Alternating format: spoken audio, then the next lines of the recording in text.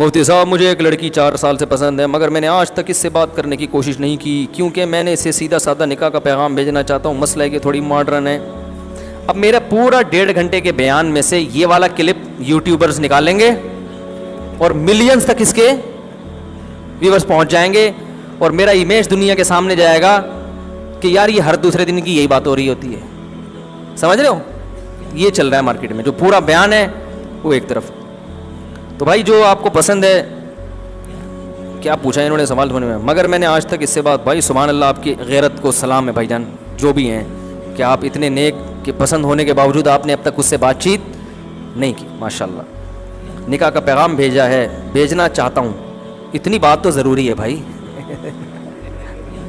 آپ کو پسند ہے اور اتنے شرمیلے کہ بالکل ہی بات نہیں کر رہے, تو اتنی بات کر سکتے ہیں کہ نکاح کا پیغام بھیج سکتے ہیں.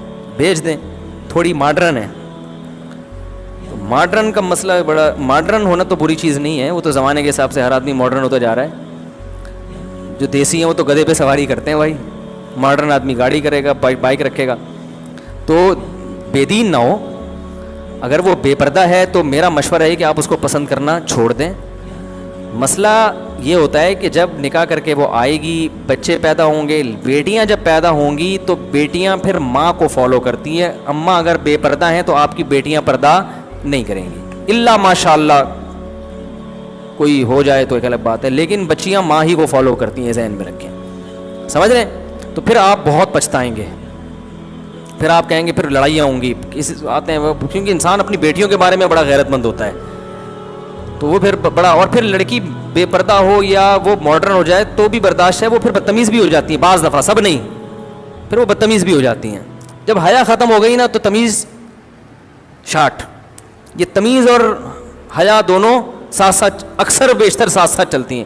میں اکثر اس لیے کہہ رہا ہوں کہ بعض حیا والی ہیں مگر بدتمیز ہو جاتی ہیں, اور بعض بے پردہ ہیں مگر وہ پھر بھی تمیز سے رہتی ہیں, لیکن زیادہ تر جو ہے نا وہ اس کے خلاف ہو رہا ہے.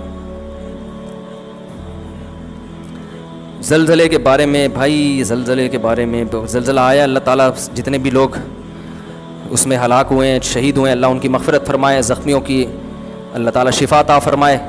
آج ان پہ آیا, کل اللہ نہ کرے ہم پہ بھی آ سکتا ہے. تو پہلے سے انسان موت کے لیے تیار رہے. تو آفتیں آتی رہیں گی قیامت کے دن, قیامت تک. میرے امتحانات کے لیے دعا کروائیں ہر نماز میں, دل سے. ہر نماز میں بھائی, کوئی شادی میں آیا ہے کیا بھائی؟ یہاں جو ہم نے آپ کو بلایا کوئی شادی کی تقریب ہے جس میں بلائے ہوئے آپ, جو جوک چائے لکھ کے بھیج دو, بس دل سے دعا کرتے ہیں اللہ آپ کو کامیاب کرے, اتنا کافی ہے میرا خیال ہے. مسجد کے باہر سے بھائی کیا ہو رہا ہے, یہ مسجد کے باہر سے جو چابی ملی تھی وہ دیکھیے گا. وہ چابی کس کو دی ہے میں نے, وہ تو 3-4 دن تک تلاش کرتے رہے کس نے پرچہ لکھا ہے. ایک چابی ملی تھی, وہ ولی سے ملنے بعد میں. صاحب میری کزن کا شوہر اپنی بیوی کو چھوڑ کر کئی مہینے غائب رہتا ہے. بیوی بچے کا خرچہ نہیں دیتا, بیوی خود جاب کر کے بچوں کو پال رہی, ہر بات پر طلاق کی دھمکی دیتا ہے اور دوسری عورتوں کے چکر میں لگا رہتا ہے. اگر بھائی آپ سچ کہہ رہے ہو تو 2-3 دفعہ سمجھاؤ نا. پھر اسے جب خرچہ ہی نہیں کم وقت اٹھا رہا تو کس بات کا میاں ہے کہ پیڑے کھانے کے لیے میاں بنا ہوا ہے. تو وہ ایک تھا نا, وہ سب اکٹھے پکنک بنانے گئے نا, تو ایک سے کہا یار تو لکڑیاں لے, تو یار میرے سے نہیں ہوتا. اس نے کہا چل تو آگ جلا لے, میرے سے نہیں ہوتا. چل آلو کاٹ لے, میرے سے نہیں ہوتا. تو آخر میں کھانے لگ گیا, چلو کھانے میں آ جائے گا.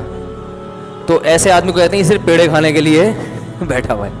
تو میاں جب کوئی قسم کی ذمہ داری نہیں اٹھا رہا, نہ بچوں کی نہ بیوی کی, نہ گھر میں ٹائم دے رہا ہے, تو بھائی پھر وہ بیوی صرف پیڑے کھانے کے لیے رکھی ہوئی ہے اس نے.